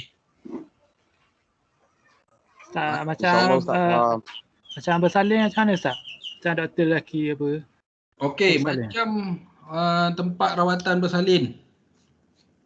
Hospital tu memang tak ada perempuan, tapi kalau ikut di segi hukum, pihak hospital kena adalah doktor perempuan tu, kan? Tetapi disebabkan pakar dalam tu dah tak ada, so memang tak ada pun doktor lelaki dalam bidang tu, doktor perempuan. So hanya ada dekat situ doktor lelaki saja. So doktor lelaki tu boleh merawat doktor perempuan tu dengan syarat dia menjaga batas dia. Dia hanya boleh untuk keperluan rawatan sahaja. Contoh, orang perempuan tu dia luka dekat lutut dia. So doktor tu hanya boleh tengok di kawasan luka tu sahaja. Dia boleh rawat di kawasan luka tersebut. Begitu juga dengan orang yang bersalin. Sebab tu kalau setengah orang tu dia pergi klinik hospital yang berbayar kan. Itu. Jadi dalam hal tersebut doktor tu hanya boleh merawat di kawasan-kawasan yang keperluan sajalah. Lain daripada tu tak boleh. Tapi tak boleh. Menjadi tanggungjawab, ini adalah tanggungjawab kita punya kerajaan lah, pemerintah kita. Dia kena sediakan doktor-doktor pakar ni daripada perempuan lah yang berkaitan dengan bersalin tu, kan? Dan orang perempuan pun dia kena dalami lah bidang tu supaya apa-apa yang berkaitan dengan masalah wanita ni, doktor wanita yang boleh merawat. Tapi walaupun begitu, kalau tak ada doktor wanita, so doktor lelaki boleh merawat tu, tetapi dengan kadar-kadar yang tertentu. Seperti mana saya ceritakan tadi ya. Okey? Boleh faham? Okey, Ustaz. Faham. Tu sebab tu ada setengah orang kata kalau ada duit ni, pergilah swasta. Tapi kalau tak ada duit, tak berkemampuan, boleh kerajaan. Jadi dia kat situ dia tak ada isu lah. Cuma menjadi tanggungjawab kerajaan ni untuk menyediakan doktor-doktor perempuan dalam bidang pakar dalam bidang masalah perempuan lah, kan? Supaya nak mengelakkan benda-benda tadi tu berlaku. Okey? Tapi sekiranya ada juga doktor lelaki yang merawat, so keadaan-keadaan dia hanya dibolehkan di keadaan-keadaan tertentu lah. Seperti mana tadi saya katakan, kalau dia nak operation hanya kawasan tersebut. Dia tak boleh buka semua. Itu. Okey. Dan kalau kamu nak tahu, tak silap saya, doktor tak boleh tengok. Dia hanya boleh menyambut. Dia kalau dia boleh tengok pun, hanya ada kadang-kadang tertentu lah. Nak tengok baby tu songsang ataupun tak. Kan? Jalan tu dah buka atau belum. Kan? Saya pun tak berapa pastilah sebab saya bukan bidang tu. Okey. Okey, ada soalan? Tak ada. Semua faham ni. Kita ambil seorang tengok. Syed.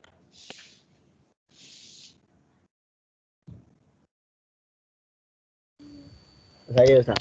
Okey. Cuba awak ceritakan balik tentang bentuk pergaulan yang diharuskan ni. Okey, dia macam sebab saya pergi tandas saya dengar sikit. Dia gini Ustaz.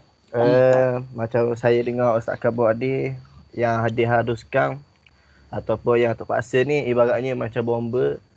Keadaan dia orang macam orang puang tengok kemalangan. Sebab tu masa tu tak ada orang lelaki, tak ada orang puang kat situ yang boleh selamatkan dia. Jadi ahli bomba gitu dia haruskan untuk menyentuh perempuan tu. Gitulah untuk mana dalam keadaan darurat. Okey.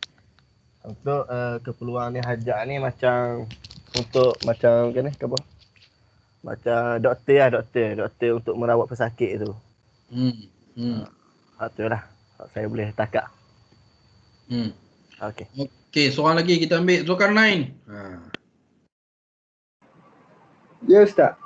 Okey, apa dia? Jawab faham. Ya saya faham. Dia dalam keadaan darurat Ustaz.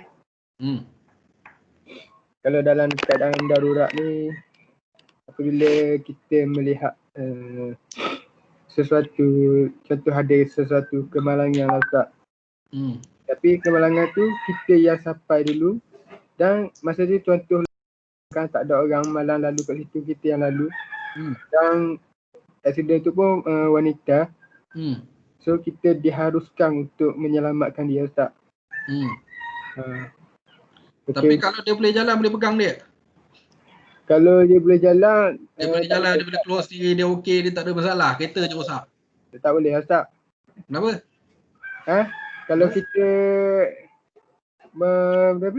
kalau kita, tapi kalau kawasan tu kita rasa memang kawasan tu tak selamat, boleh kita selamatkan dia. Tapi kalau kita rasa kawasan tu memang selamat dan boleh dia boleh tawakal lagi Ustaz, cari kawan-kawan dia ke perempuan Ustaz. Boleh lah. Oh, kalau kemalangan tadi, contoh macam kemalangan tadi kan. Kita pergi tengok nak selamatkan dia. So dia pun tak ada apa, dia okey apa semua. Dia boleh keluar kereta sendiri. So kita boleh dukung dia.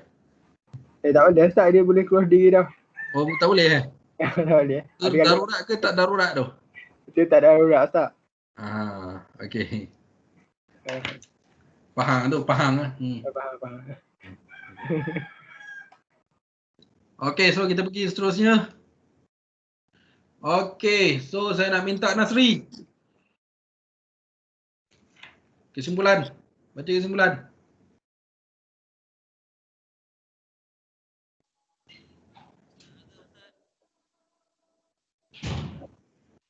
Nasri. Kesimpulan.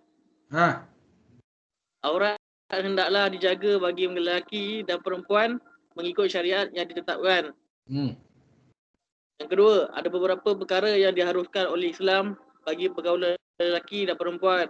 Yang ketiga, menjaga aurat dan pergaulan adalah untuk mengelakkan dari berlakunya fitnah. Okey, so apa yang awak dapat kesimpulan daripada apa yang kita belajar hari ni? Kesimpulan tak dengar. Ulang. Kesimpulan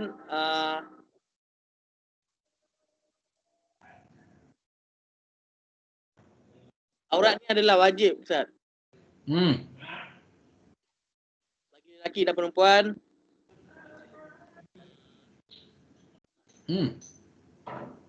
Apa yang awak dapat daripada perbincangan hari ni?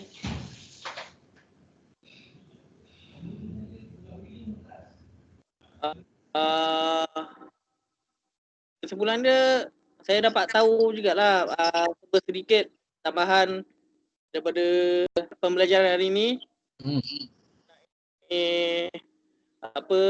Lelaki ajnabi. Aurat terhadap aurat perempuan terhadap lelaki ajnabi dengan mahram tu berbeza lah. Okey. Lagi aurat lelaki dengan lelaki juga kena jaga juga, sebab kita ni lelaki, kita ni kadang kita tak jaga aurat kita sama kawan. Sebab kita nampak aurat kita ni macam senang je.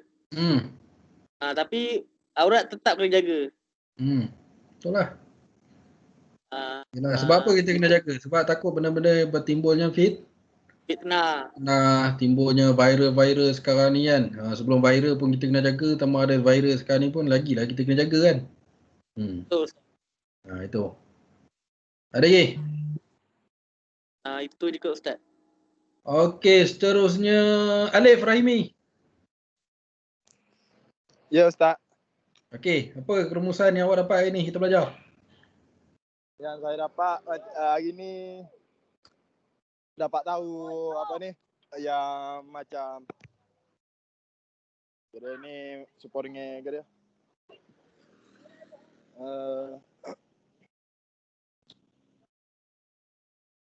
ya pasal tu bapak susuan kena ada apa tu 6 kali kenyang.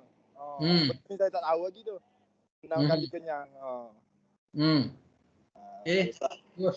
Lagi dapat tahu macam aurat tu tahu dah tapi tak buat juga. Awak buka aurat? Awak jaga aurat tak? Jaga aurat. Jaga kemah jaga kemah. Tak payah habis mak kecek ke apa dia. Sambut birthday. Alif. Ya. Happy birthday Alif. Awak ni sambut birthday dia je. Awak ni sambut birthday. Kemah kamu ni. Okey. Aizat.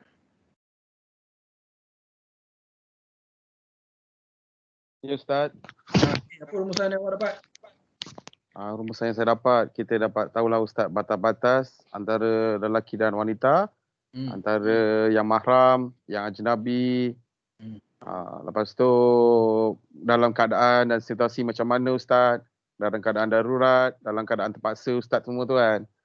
Ada kat situ kita tahulah Ustaz dia punya batas-batas dia kat situ Ustaz. Okey. Okey Ustaz. Okey, so kesimpulan yang kita dapat ini iaitu kita bincang yang pertama sekali batas aurat bagi lelaki dan perempuan. So ada tentang lelaki dan perempuan yang berkahwin macam mana, lelaki dan perempuan yang ajnabi macam mana, lelaki dan perempuan yang mahram macam mana, so perempuan dengan perempuan macam mana. So kita dah dapat dah benda-benda tu semua. So pendek kata aurat lelaki dan perempuan ni, kalau lelaki antara pusat hingga ke lutut. Perempuan boleh dizahirkan muka dan juga tapak tangan. Okey. Cuma bagi perempuan dengan lelaki yang mahram, iaitu yang tak boleh berkahwin, cantiknya boleh dizahirkan benda-benda tertentu yang tidak boleh mendatangkan fitnah pada dia. Contohnya seperti kepala dia, seperti kaki dia. Itu walaupun pada asalnya antara pusat hingga lutut. Itu. Sebab sekarang ni kita tengok macam-macam kes ummah mahram kan. So kita boleh jagalah benda tu. So perempuan dia kena alert benda tu supaya tak boleh menimbulkan fitnah pada diri dia. Okey, kemudian pergaulan-pergaulan yang diharuskan, yang dibolehkan dan pergaulan yang tidak dibolehkan kepada lelaki dan perempuan yang bukan ajnabi ni, yang ajnabi ni. Kan? Antaranya yang dibolehkan tadi seperti mana darurat. Kan? Darurat ni maksudnya tak dapat nak dielakkan, memang tak boleh lari, kecemasan. Dan juga pergaulan-pergaulan yang boleh diharuskan. Contoh macam kedai makan, cashier, kan? Cikgu mengajar, ataupun kita pergi satu-satu tempat, mana-mana tempat. Contohnya macam nurse merawat kita. Itu benda-benda yang diharuskan dalam Islam. Okey. So saya ingat kita di hujung ni, di hujung topik perbincangan kita. So yang terakhir saya bagi sedikit latihan. Ini semua orang kena buat. Okey, saya nak minta satu je.